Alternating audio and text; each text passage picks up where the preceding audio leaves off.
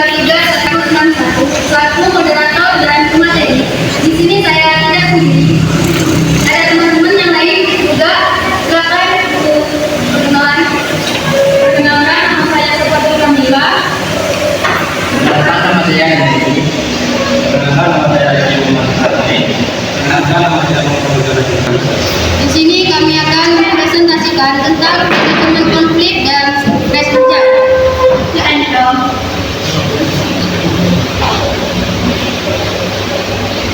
Selanjutnya yaitu pengertian konflik. Konflik merupakan pertentangan perselisihan yang terjadi antara individu maupun kelompok dalam perusahaan yang timbul karena adanya berbagai perbedaan. Selanjutnya pengertian stres kerja. Secara umum dapat dijelaskan bahwa stres kerja muncul karena adanya kesenjangan antara tuntutan tugas atau pekerjaan dengan kemampuan yang dimiliki karyawan. Selanjutnya yaitu tentang konflik, bentuk-bentuk konflik. Yang pertama ada konflik hierarki, yang kedua konflik fungsional, dan yang ketiga konflik staf dengan kepala unit, yang keempat konflik formal informal. 2. Penyebab terjadinya konflik. A. Koordinasi kerja yang tidak dilakukan. B. Ketergantungan dalam pelaksanaan tugas. C. Tugas yang tidak jelas atau tidak ada deskripsi jabatan. D. Perbedaan dalam orientasi kerja. E. Perbedaan dalam memahami tujuan organisasi. F. Perbedaan persepsi. G. Sistem kompetensi insentif reward. H. Strategi pemotivasian yang tidak tepat. 3. Pandangan tentang konflik. Pandangan tradisional, pandangan perilaku. C. Pandangan interaksi. Yang kedua, stres kerja. Jenis-jenis stres: eustress, good stress, distress, hyperstress, dan hypostres. 2. Gejala stres. Gejala fisiologis, gejala psikologis, dan juga gejala perilaku.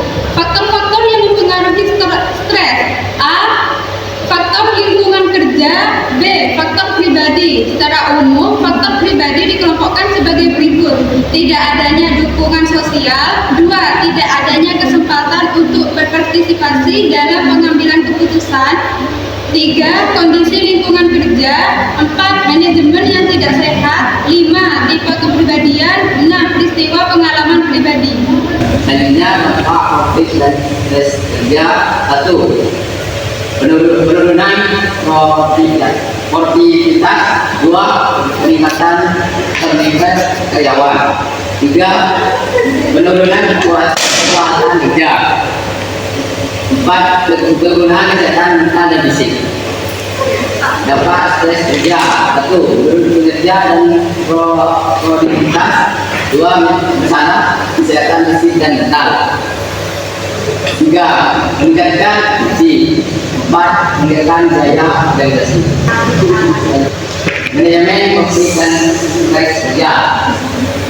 Manajemen konflik adalah proses mengidentifikasi dan menangani konflik secara sistematis dengan tujuan mengurangi dampak negatif dan memaksimalkan aspek positif dan konflik.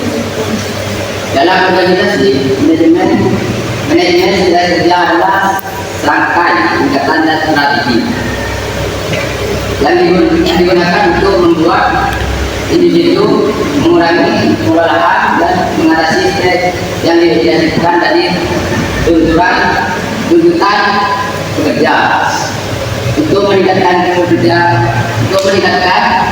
kesejahteraan karyawan dan kinerja organisasi. Selanjutnya saya akan menjelaskan tentang metode penyelesaian konflik.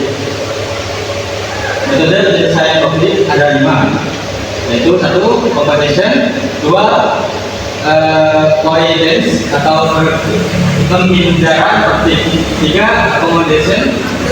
4. Compromise. 5. Collaboration. Dan berikutnya ada 2 pendekatan dalam manajemen stres kerja, yaitu yang pertama pendekatan individu, yang kedua pendekatan organisasional.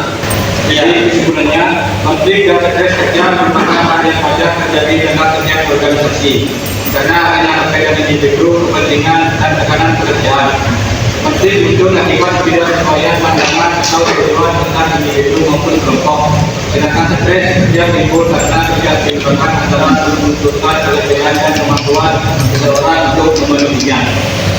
Mungkin itu saja materi yang bisa kami jelaskan. Mungkin dari teman-teman ada yang mau ditanyakan. Saya akan membuka sesi tanya jawab satu kelompok satu pertanyaan.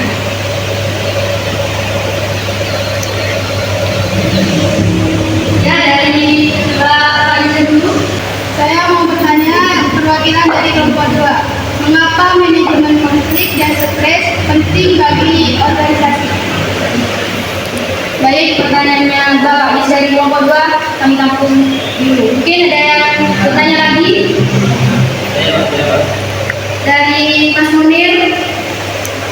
Saya perwakilan dari kelompok 3 yang menanyakan apa perbedaan antara pendekatan individu dan organisasional dalam manajemen stres kerja.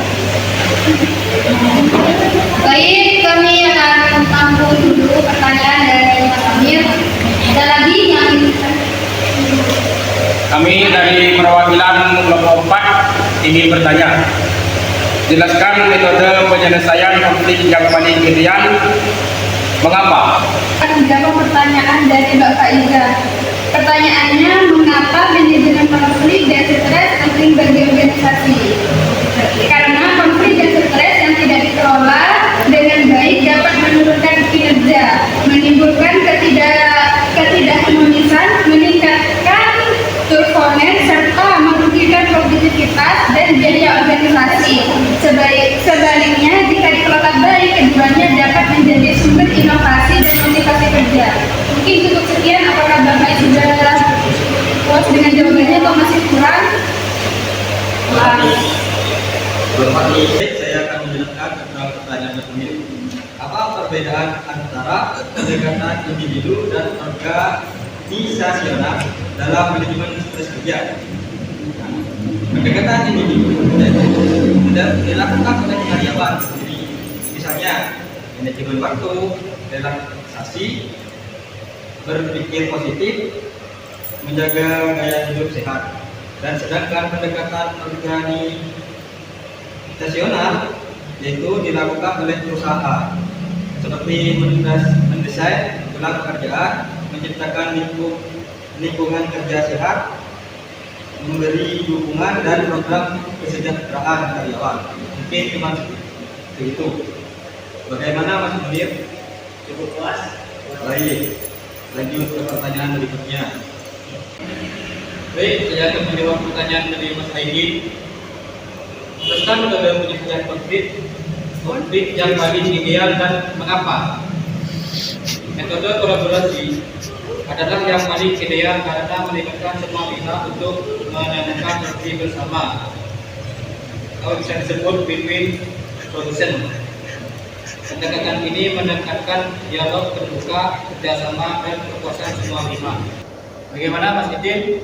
Cukup puas? Oke. Mantap. Sip. Selanjutnya sesi tanya jawab kami tutup. Kami berharap presentasi dan diskusi ini dapat memberikan manfaat dan pencerahan bagi kita semua. Mohon maaf jika ada kesalahan karena di sini kita juga sama-sama belajar. Akhir kata saya ucapkan terima kasih. Wassalamualaikum warahmatullahi wabarakatuh. Waalaikumsalam.